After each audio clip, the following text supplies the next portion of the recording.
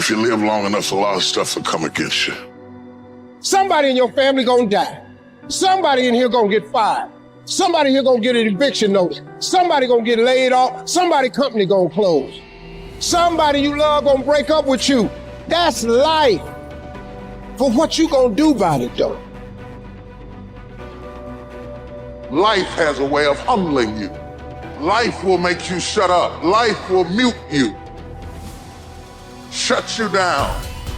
Because all of us, if you live long enough, will go through a period of feeling so overwhelmed that you think of one more thing, if the phone rings one more time, if I get another text, if I get another email, and sooner or later you feel, oh God, just get me out of this.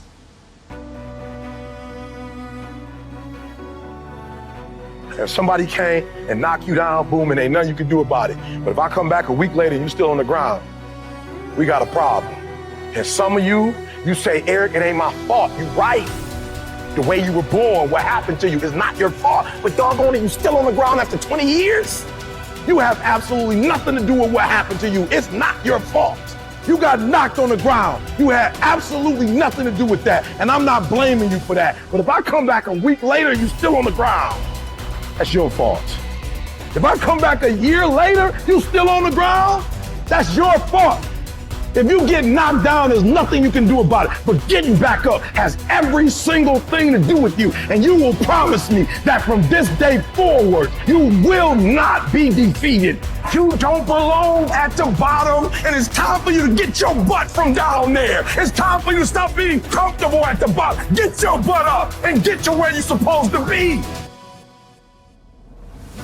The difference is not the genetic code, the potential. It's a guy that's willing to get knocked down, finally test on fortune, stand back up, the perseverance to see it through, the never say die attitude. And I go in there, man, and if I don't win, I showed up, I gave my valid effort. And tomorrow I'll do the same thing. And I'll continue to throw shit against the wall. Every day I'll throw more up there, try it again, and I'll never get comfortable. It's necessary that you take charge, that you begin to stand up inside of yourself, that you dry your tears and you're not given the luxury of feeling sorry for yourself, that you got to get in a fighting mode. You can't surrender. You can't be a chump. You've got to fight back. You've got to stand up and start. So wait a minute, what is it I need to do? You've got to make yourself move even if it hurts. Many people have been written off and said, this one won't survive. And they did. It's possible. You've got to believe in your heart of hearts that it's possible that you can beat this. Your belief, your faith, your drive, your determination, your persistence, your perseverance, your spirit. Greater is he that is in you than what's out here in this world. So you've got to decide, you've got to say, it's possible that I can beat this. And it's necessary that I do this. In spite of the pain and the conditions, you've got to mobilize your mind and your spirit. There's nothing as powerful as a made-up mind.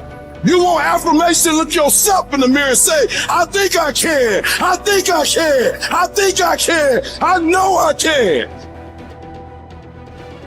You're built to walk uphill. And when you reach the pinnacle of the hill, you want to stop and appreciate the vision, but the next thing you want is a higher hill in the distance, because it's the uphill climb that it's from the uphill climb that we derive our value. And I mean this technically. So almost all the positive emotion we feel, especially the emotion that fills us with enthusiasm, and that's to be filled with the Spirit of God, by the way, because that's what enthusiasm means. That's experienced in relationship to a goal.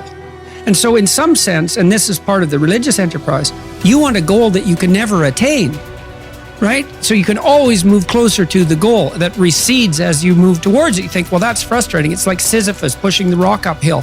But it's not, because as you pursue that goal, you put yourself together and your life does get better and richer and more abundant. And that's why the highest levels of virtue and goal are in some sense transcendent. You want them to be above everything you're doing so you can continually move towards something that's more sublime and better. That's what you are. You're here to live, not to sleep.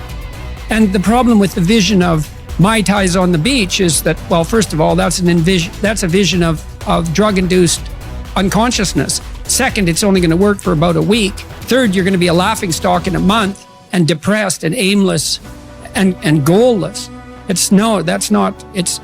You want a horizon of ever expanding possibility. And so it does happen to people because they've staked their soul on the attainment of an instrumental goal. And it can be a pretty high order goal, but then you think, well, now I'm there. Now what?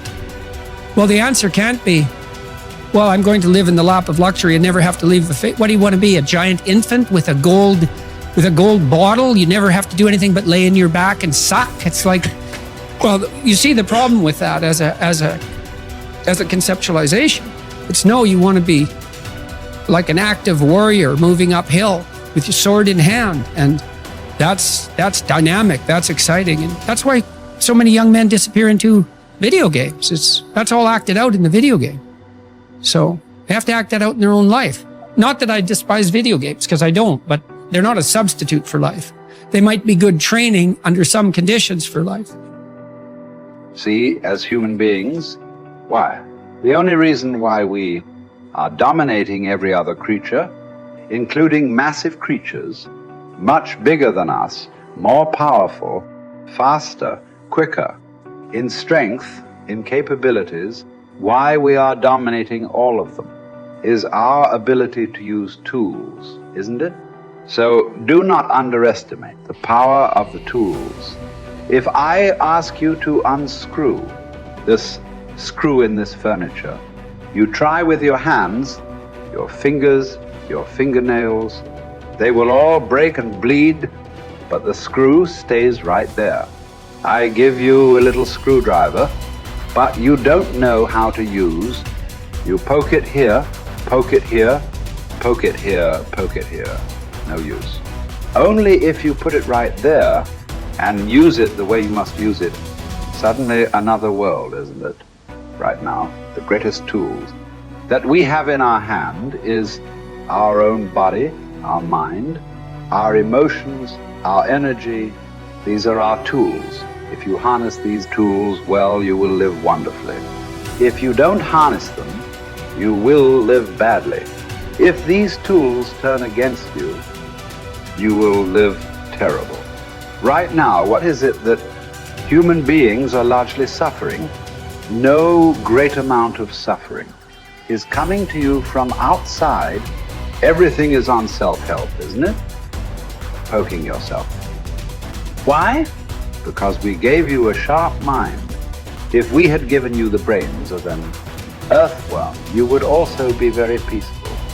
But to develop this level of cerebral capability, it took millions of years of evolution to get you here, isn't it?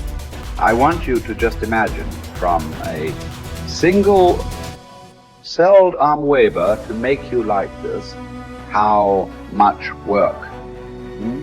And now you suffer this result. Essentially, what you're suffering is your own cerebral activity, isn't it? You have an intelligence for which you don't have a stable enough base, so it's poking you.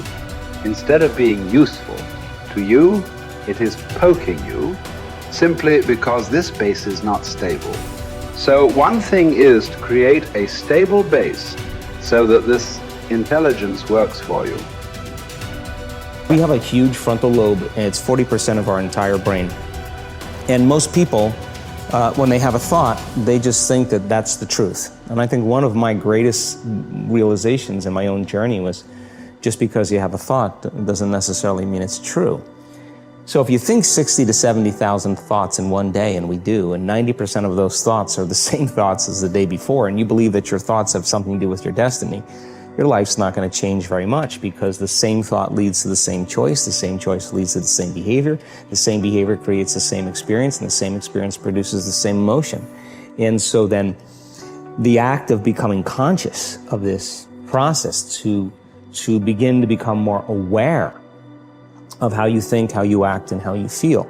It's called metacognition. And so then, why is that important? Because the more conscious you become of those unconscious states of mind and body, the less likely you're going to go unconscious during the day. And that thought is not going to slip by your awareness unchecked, because it means to know thyself. The word meditation means to become familiar with. So as you become familiar with the thoughts, the behaviors, and the emotions of the old self, you're retiring that old self. As you fire and wire new thoughts and condition the body into a new emotional state, if you do that enough times, it'll begin to become familiar to you. So it's so important, just like a garden. If you're planting a garden, you got to get rid of the weeds. You got to take the plants from the past year and you got to pull them out. The rocks that sift to the top that are like our emotional blocks, they have to be removed. The soil has to be tenderized and broken down. You have to make room to plant a new garden. And so primarily, we learn the most about ourselves and others when we're uncomfortable. Because the moment you move into that uncomfortable state, normally a program jumps in. When that program jumps in, it's because the person doesn't want to be in the present moment and engage it consciously. So when you teach people how to do that with the meditative process, it turns out that when they're in their life, they're less likely to emotionally react. They're less likely to be so rigid and believe the thoughts they were thinking. They're more aware of when they go unconscious back into a habit, and that is what starts the process of change. And so we have to unlearn before we relearn. We have to break the habit of the old self before we reinvent a new self. We have to prune synaptic connections and sprout new connections. We have to unfire and unwire and refire and rewire. We have to unmemorize emotions that are stored in the body, then recondition the body to a new mind and to a new emotion, like deprogram and reprogram. That's the act, and it's a two-step process.